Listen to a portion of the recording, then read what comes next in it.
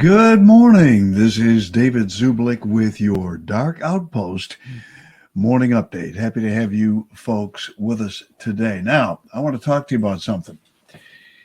It's this. Check this thing out, and you might just need it real soon. It is a solar water heater. I love this solar water heater.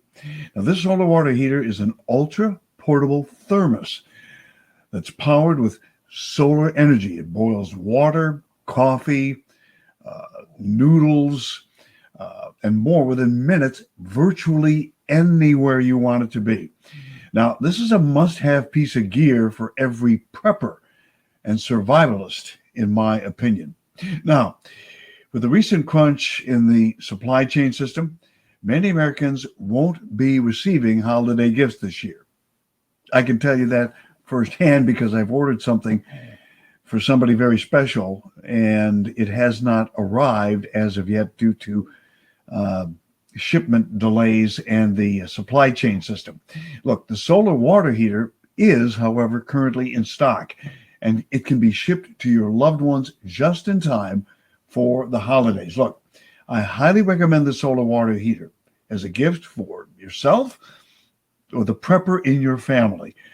Get yours this holiday season for 20% off by going to solarwaterheater.com. That's solarwaterheater.com, or by visiting the website that's listed in the description of this video. Once again, solarwaterheater.com. Put David20 in the coupon code, and you're going to receive 20% off your solar water heater, and you will not, I repeat, not regret getting that. All right, let's take a look at some of the news headlines that are making our day. The United States Air Force has discharged 27 airmen for refusing to get the COVID vaccine. The Pentagon indicated on Monday this is making them the first in the U.S. military to be punished over President Biden's vaccine mandates. The airmen were younger, lower-ranking personnel and were serving their first term of enlistment. Air Force spokeswoman Ann Stefanik told the media, "This is significant. Unlike others in the United States military who have sought religious exemptions or medical exemptions for the mandate, these dismissed airmen didn't seek any sort of exemption. Their reason for discharge was officially acknowledged as having disobeyed orders. However, it is not clear whether they received honorable or dishonorable charges." At the same time, General Hospital actor Ingo Rademacher is suing ABC for religious discrimination after he was fired from America's longest-running soap opera for refusing to get a COVID-19 jab. The 50-year-old Rademacher, who had starred as Jasper Jacks on General Hospital for 25 years before being dismissed last month, accused the Disney-owned American Broadcasting Company of refusing to accept his exemption request for sincerely held religious objections to the COVID-19 shots. Rademacher is represented by Robert F. Kennedy Jr., the son of the assassinated U.S. Senator Robert F. Kennedy and nephew of former U.S. President John F. Kennedy, along with attorneys John W. Howard and Scott J. Street. The actor's lawsuit claims that ABC subjected him to half an hour of cross-examination about his religious beliefs and then denied his exemption request without explanation. The lawsuit blasts the network's decision as blatantly unlawful and argues that ABC does not have the authority to force a medical treatment on its employees against their wills. Executives at Facebook have been forced to admit that their so-called fact-checking program, which is mostly aimed at silencing independent media, is highly partisan and somewhat of a scam. The bombshell admission emerged during Facebook's lawsuit with John Stossel, who is suing the big tech giant for defamation over its decision to add fact-checked labels to his content about climate change. From page 2 of Facebook's court statement, quote, beyond this threshold Section 230 problem, the complaint also fails to state a claim for defamation. For one, Stossel fails to plead facts, establishing that Meta acted with actual malice, which as a public figure he must.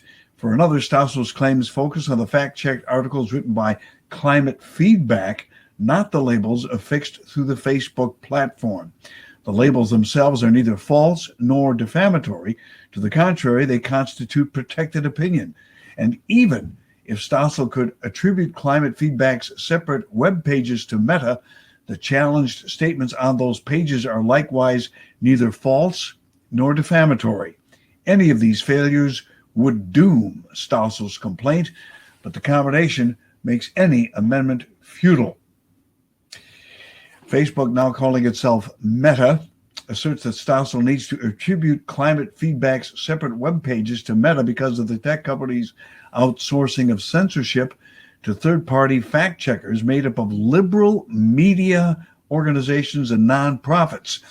Facebook uses this system to distance itself from responsibility from any fact checks by arguing that the decisions are made by third parties rather than the company itself. However, the company still acts on those decisions by affixing labels to posts that have been fact-checked and suppressing their reach on the platform. In some other kind of off-the-grid news and off the spool news, Miami, Florida police shut down an exhibition by performance artist Xavier Edward Carter. Back on December the 2nd, during Miami's annual art-based exhibition, Carter stood on a beach buck naked, hitting rocks into the ocean with an aluminum baseball bat. He was barely 5 minutes into it when a beach patrol officer approached on a four-wheeler. The 35-year-old explained that he was in the middle of performing. He was performing Sisyphus and the Myth of the New World. Carter's interpretation of the Greek legend in which the king Sisyphus cheats death only to be doomed to spend eternity rolling a boulder up a steep hill, then watching it roll back down every time he pushes it to the top. Carter was planning on batting rocks into the surf naked for an hour. The officer told him if he put on shorts, he could continue, and Carter did, but then another dozen or so Miami Beach police officers descended and halted the performance, threatening him with jail time because he had failed to obtain a performance permit. Carter was not charged with the crime. In fact, he charged the person who commissioned his performance piece $13,000. On Saturday in Louisiana, a woman showed up at the Quahita Parish Sheriff's Office demanding to be arrested.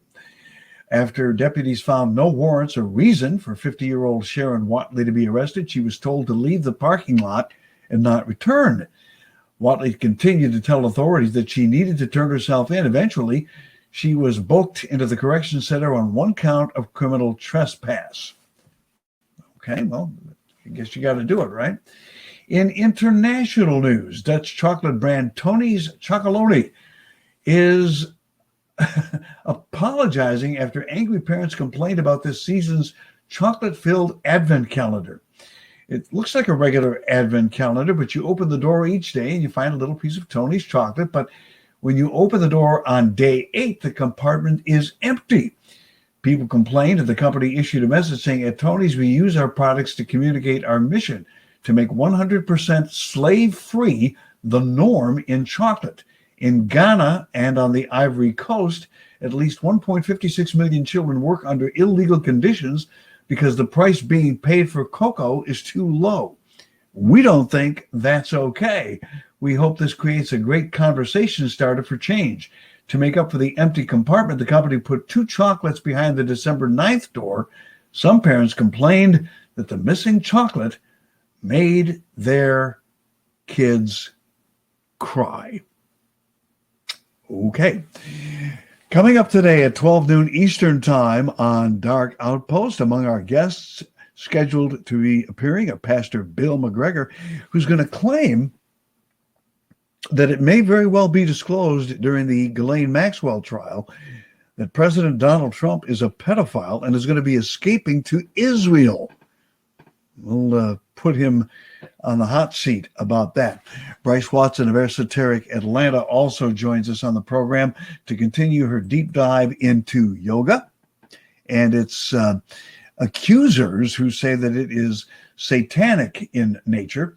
And we're also going to be discussing the Duggar case. As you know, Josh Duggar has been found guilty of the possession of child pornography.